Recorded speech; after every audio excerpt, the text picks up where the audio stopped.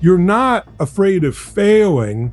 You're afraid of everyone seeing you fail. The truth is, they're not watching you. They're too busy nursing their own private terrors. And while you're suffocating in the silence of your overthinking, the life you were supposed to live is bleeding out second by agonizing second. Stop. Put your phone down. Not physically, just mentally. Stop scrolling. Stop searching. Stop pretending that the next video or the next book is going to save you. Look at the wall in front of you or the ceiling or your own hands gripping whatever device is playing this right now. You are dying. Not someday, not in some distant, abstract future, but right now your cells are oxidizing, the clock is ticking, and you are actively decaying, and you are spending that precious non-renewable energy arguing for your own limitations. You know exactly who I'm talking to. The one who has a dream, a real physical vision of their life, but has spent the last 5 years justifying why it's not the right time. The one with a half-written business plan collecting dust, or the canvas that's still blank, or the difficult conversation they are terrified to initiate. You have convinced yourself that being careful is a virtue. You've convinced yourself that waiting for clarity is wisdom. I'm here to tell you that's a lie. Your brain, that incredibly complex biological computer, has one primary directive: survival. It doesn't care about your happiness. It doesn't care about your fulfillment, and it definitely doesn't care about your legacy. It cares that you are safe, that you are fed, and that you do not take risks that might lead to rejection or physical harm. Evolution didn't design a creature that jumps into the unknown. It designed one that hides in the cave and analyzes the risk of the saber-toothed tiger. And that is why you feel the pull. You have a magnificent vision on one side, and on the other, you have self-doubt, which is simply your primal brain sounding the alarm. Self-doubt isn't a flaw. It is a neurological function designed to keep you small. Every time you think, I'm not good enough, or what if I lose everything, your brain is trying to protect you. The tragedy is that we don't live on the savannah anymore. We live in a world where the greatest threat isn't a predator. It's the quiet, crushing realization years from now that we wasted our potential. We live in a loop. You get the inspiration, you build the fantasy, you feel the rush of what if, and then almost immediately, the counterforce arrives. The analysis, the critique, the internalized voices of every teacher, parent, or bully, whoever told you that you were being too much or that you shouldn't get your hopes up. And so you shrink. You analyze the problem until it becomes too massive to manage. This is paralysis by analysis. It is a form of self-sabotage that wears the costume of intelligence. You tell yourself you're studying the market when really you're just terrified that your idea might actually work, and then you'd have to perform. Listen, this is the reality you have to confront. There are two kinds of pain, and you cannot avoid them both. You have to choose. There is the pain of self-discipline, of action, of stepping into the unknown and risking temporary embarrassment. That pain is sharp, it is immediate, and it often feels like being burned. It burns away your illusions. But then there is the other pain, the pain of regret. This pain isn't sharp, it's a slow poison, it's a low-grade fever that you have for decades. It is waking up at 50 years old, looking around at your life, and realizing you are living in a slightly larger, slightly more comfortable version of the cage you were in at 25. You have been running from the sharp pain, and in doing so, you have opened the door for the poison to enter. You have been waiting for the doubt to go away before you act. That's the paradox. You think the confidence comes first and then the action. That is structurally impossible. It is like telling a furnace, give me heat and then I'll put some logs in. It does not work that way. The confidence is not the prerequisite for action. Confidence is the byproduct of action. Your doubt isn't going to disappear. It will be there when you pick up the phone. It will be there when you walk into the room. It will be there when you walk into the room. It will be there when you send the email. The trick isn't to kill the doubt. The trick is to act despite it. This is why you must adopt a 5-second rule for your life, or even a 5-minute rule.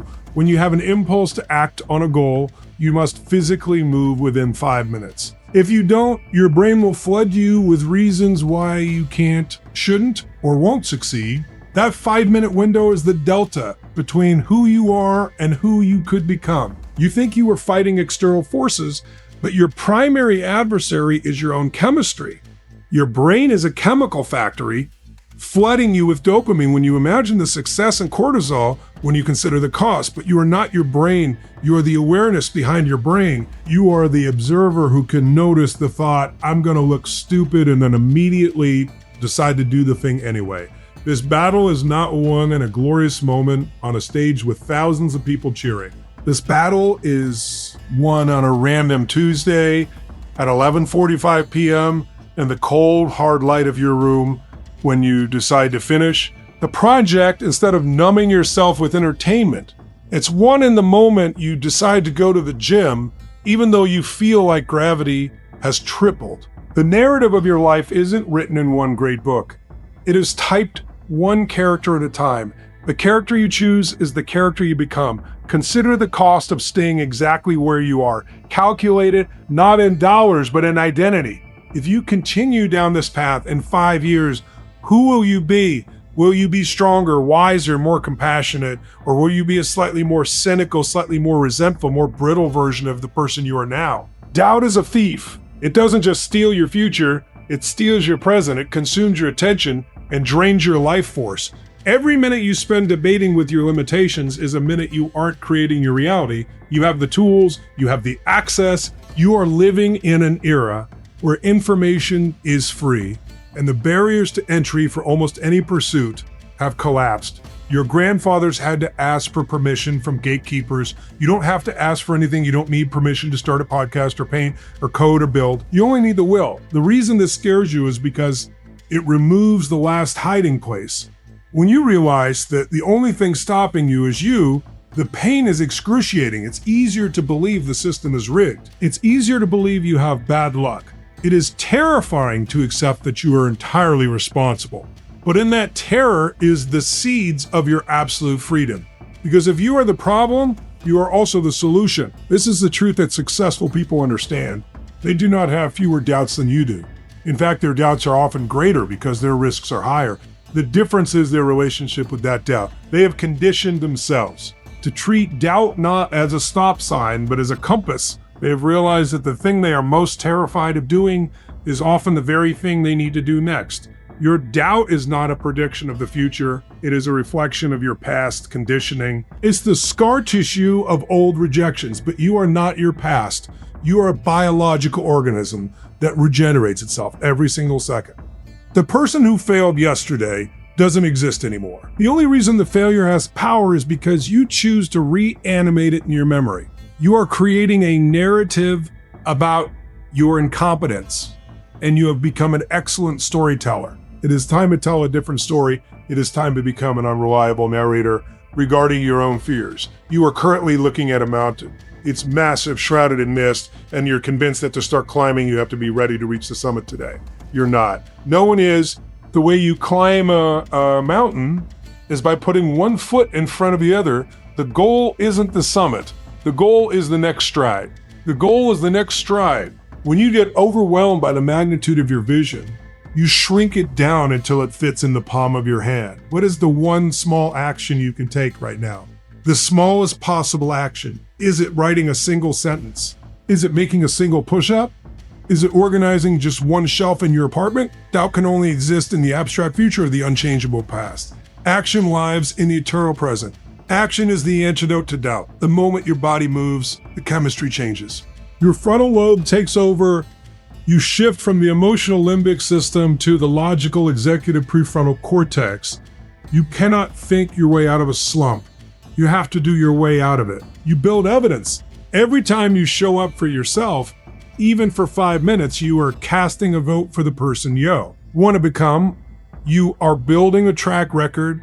You are proving to yourself with biological certainty that you can be trusted. The people in your life who you are so worried about impressing, let them judge you. Their judgment is a mirror of their own limitations. Let them talk. Let them snicker. Let them snicker. Let them be spectators.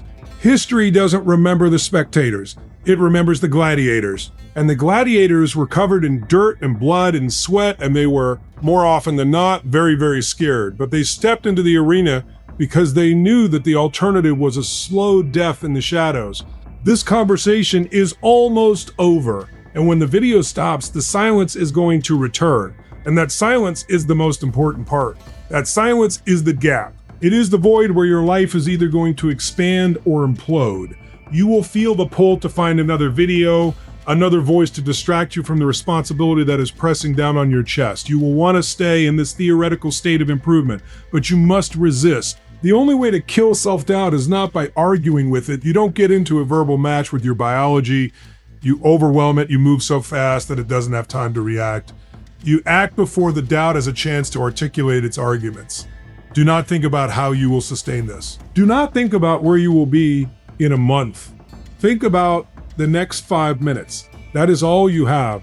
That is the only terrain you need to conquer. Your 5-minute future is your entire world. Take the most difficult thing on your plate, the thing you have been avoiding the longest, the thing that gives you that cold dread in the pit of your stomach, and give it 5 minutes of uninterrupted focus. Turn off the noise, put this device down, sit in the silence of your room, close your eyes for a second, breathe and feel the current of your life rushing past you.